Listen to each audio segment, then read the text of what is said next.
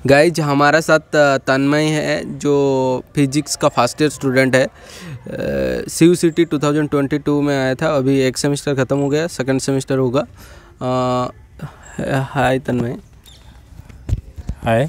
तो आपके बारे में थोड़ा सा बताइए। मेरा नाम तन्मय है। मैंने ग्रेजुएशन किया है BSc फिजिक्स ऑनर्स में गंगाधर में यूनिवर्सिटी उड़ीसा से, और अभी मैं यहाँ पे फर्स्ट ईयर में स्टूडेंट हूँ। अभी मेरा सेकंड सेमेस्टर चल रहा है। और मैंने CUET दिया था। उसमें मेरा स्कोर 216 था, जो कि डोमेन में मेरा 171 था, और दूसरे पार्ट में मेरा 45 था। Thank you.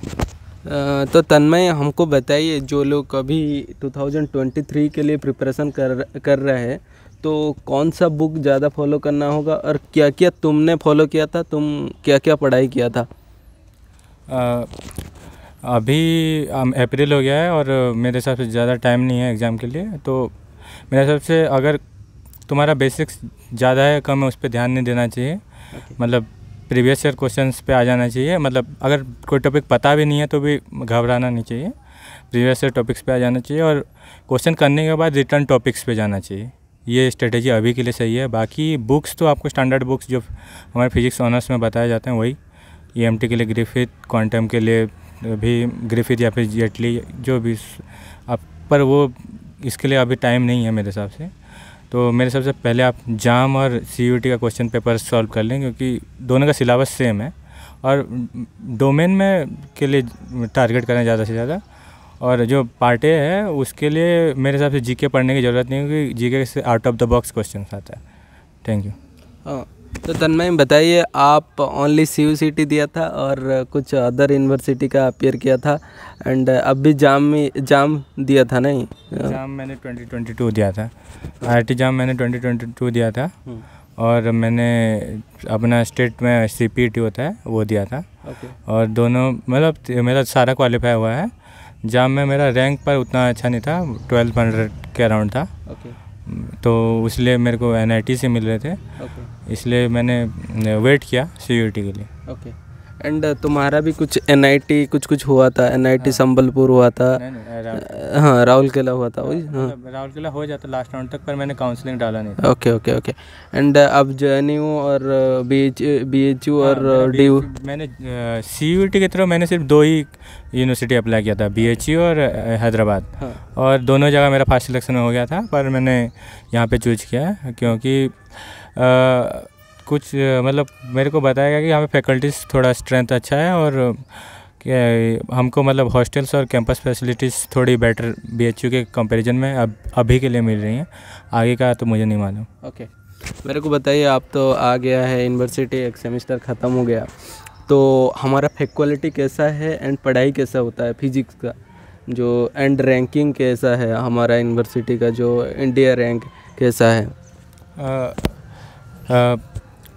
पढ़ाई के मामले में ये as per to some IITs है, और फिजिक्स डिपार्टमेंट काफ़ी स्ट्रेंथेंड है। पर एक बात है कि MSc में भी आपको हर जगह पे सेम एनवायरनमेंट मिलने वाला है, आपको खुद ही से पढ़ना पड़ेगा। और क्या पूछा था कि रैंक कितना है? हाँ, रैंक इसका ऑल इंडिया में टॉप 10 के अंदर है ये। वो और मतलब अगर आपका कोई IITs नहीं होता है जाम के थ्रू, तो मेरे हिसाब से 1 साल वेस्ट नहीं करके, मतलब CUET की तरह अगर तुम्हें HCU या JNU ये सब कुछ मिलता है तो ज्वाइन कर लेना चाहिए। वो मेरा सजेशन रहेगा। एंड हमारा जो लाइक तुम तो एक महीना हो गया, कितना महीना हो गया? 4 महीना हो गया। तो दूसरा बात वो है, जो फैसिलिटी कैसा है, जो हॉस्टल का फैसिलिटी कैसा है? एंड हॉस्टल मतलब सडनली एडमिशन के बाद मिल गया, तो हॉस्टल का खर्चा कितना आता है मंथली?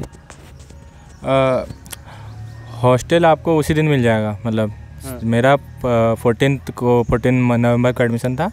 उसी दिन आपको, मतलब उसी दिन रात को मेरे को हॉस्टल अलॉट हो गया, रूम भी मिल गया था। और हॉस्टल फ़ीस बहुत नेग्लिजिबल है। मतलब सेमेस्टर फीस मतलब एकोमोडेशन का 500 है, और तुम्हारा जो मेस बिल आता है वो अराउंड 3000 आता है। मतलब उसमें वेज नॉन वेज सब इंक्लूडेड है। मतलब वो आपका चॉइस है, आप क्या खाते हैं। एंड दूसरा बात मेरे को बताइए, हाँ वो तो हो गया, हॉस्टल के बारे में आप बता दिया। एंड एडमिशन में कितना पैसा दिया था? फर्स्ट जो एडमिशन लिया था कितना पैसा दिया था? एडमिशन में समथिंग 8,300 समथिंग मतलब एडमिशन फ़ीस होता है, और 3,900 समथिंग तुम्हारा हॉस्टल और उसका फ़ीस होता है। मतलब हॉस्टल जो 3,000 आप दे रहे हैं पूरा 2 साल के लिए देना है, इसके बाद रिफंड मिल जाएगा 25, उसमें 2500 रिफंड मिल जाएगा। हाँ सो हॉस्टल का आप बोल रहे हैं 3,000 आएगा। हाँ वो वन टाइम है वो, बस एडमिशन या तो तन्मय तो अच्छा बात बोले।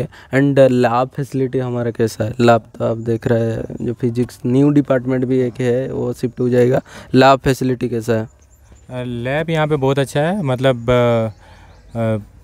ये जो सेमी कंडक्टर या फिर कंडेंस मैटर ये सब के लिए बहुत अच्छा लैब है। लेजर्स के लिए भी मतलब बहुत अच्छा लैब है, और जो लो टेम्परेचर फिजिक्स के लिए भी बहुत अच्छा लैब है।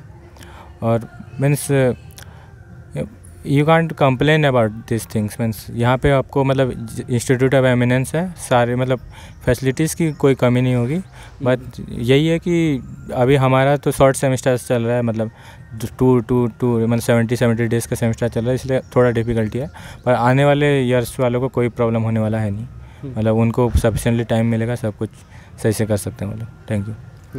एंड दूसरा बात बताइए, जो हमारा एनवायरनमेंट कैसा है, कैंपस का एनवायरनमेंट, और तुमको क्या क्या अच्छा लग रहा है कैंपस क्या क्या अच्छा लग रहा है तुमको? कैंपस काफ़ी बड़ा है। हाँ। और काफ़ी डाइवर्स है। हाँ। और मेरे हिसाब से मतलब मतलब हम बोल सकते हैं कि इस कैंपस से मतलब आपको अगर आप कोई स्टेट यूनिवर्सिटी से छोटे जगह से आए तो काफ़ी कुछ मतलब नया देखने को मिल सकता है। बाकी वही है कि हैदराबाद थोड़ा गर्म जगह है, तो बाकी मतलब वही थोड़ा स्ट्रगल है उसका, और कोई इशू नहीं है यहाँ पे। ओके, हाँ थैंक यू तन्मय, मतलब इतना टाइम देने के लिए। एंड दूसरा बात, तुम कुछ स्टूडेंट के लिए कुछ बोलेगा जो प्रिपरेशन कर रहा है CUET 2023 के लिए, इसके लिए तुम्हारा क्या एडवाइस रहेगा? लाइक कौन सा बुक ज़्यादा फोकस करेगा, एंड क्या क्या ज़्यादा पढ़ना होगा जो क्लियर हो सकता है यूनिवर्सिटी ऑफ हैदराबाद और CUET क्लियर कर सकता है? तुम्हारा क्या एडवाइस है? मेरे हिसाब से तो मतलब अभी जितना टाइम है तुम्हारे पास, अराउंड मे बी अप्रैल में मीन्स 70 to 80 डेज़ है, उससे ज़्यादा दिन नहीं है। तो अगर कोई टॉपिक्स पहले से थोड़ी बहुत पढ़ी हुई है तो उसको तुम अच्छे से पढ़ सकते हो और एक बार। पर मेरे हिसाब से जो टॉपिक अगर तुमने छुआ ही नहीं है तो उसको और मतलब नहीं करना चाहिए। और सिलेबस बहुत शॉर्ट है, क्योंकि मतलब पूरे ग्रेजुएशन मतलब जाम का जो सिलेबस होता है वही सिलेबस है। तो मेरे हिसाब से मतलब प्रीवियस ईयर क्वेश्चन या फिर उसी टाइप के क्वेश्चंस बुक से खोज के वही सॉल्व कर लेने चाहिए। और मतलब ज़्यादा वो नहीं सोचना चाहिए कि मैंने नहीं पढ़ा है, ये नहीं पढ़ा है, वो नहीं पढ़ा है। क्योंकि मैंने भी जब मेरा हुआ था तो जाम के बाद मैंने पढ़ाई पूरी बंद करके रखी थी, क्योंकि मेरा मतलब वही उतना ग्रेजुएशन फाइनल सेमेस्टर प्रोजेक्ट ये सब में टाइम बहुत ज़्यादा जा रहा था, और थोड़ा MSc करने का मतलब मन नहीं था मेरा बाद में। पर बाद में मैंने करीब 1 महीने के अंदर ही सब कुछ किया, मतलब तो मैंने बस सिर्फ प्रीवियस क्वेश्चन ही सॉल्व किए थे, और मैंने पार्टी के लिए कोई प्रिपरेशन नहीं किया। मैंने बस मेरे को इंग्लिश थोड़ा सही है मेरा, तो मैंने उसी के भरोसे पार्टी दिया है। और मेरे हिसाब से पार्टी का प्रिपरेशन नहीं करना चाहिए, और कोई रीजनिंग कोई कुछ करने का मन है तो प्रीवियस ईयर से या फिर कुछ 1-2 मॉक लगा लेना चाहिए, उससे ज़्यादा कुछ नहीं करना चाहिए।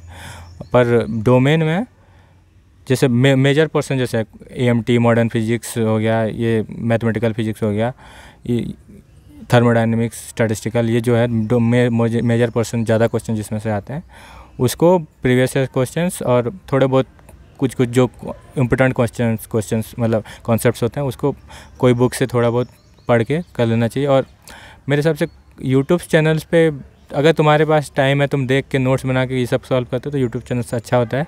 पर मैं बुक से पढ़ता हूँ तो मेरे लिए या फिर मतलब क्वेश्चंस करता हूँ तो मेरा स्पीड होता है, तो वही अपना स्ट्रेटेजी होता है, तो अपने हिसाब से कर सकते हो। हाँ। अरे तन्मय, दूसरा बात बताइए, जो आपका पार्ट 1 में कितना था, पार्ट 2 में कितना मार्क था?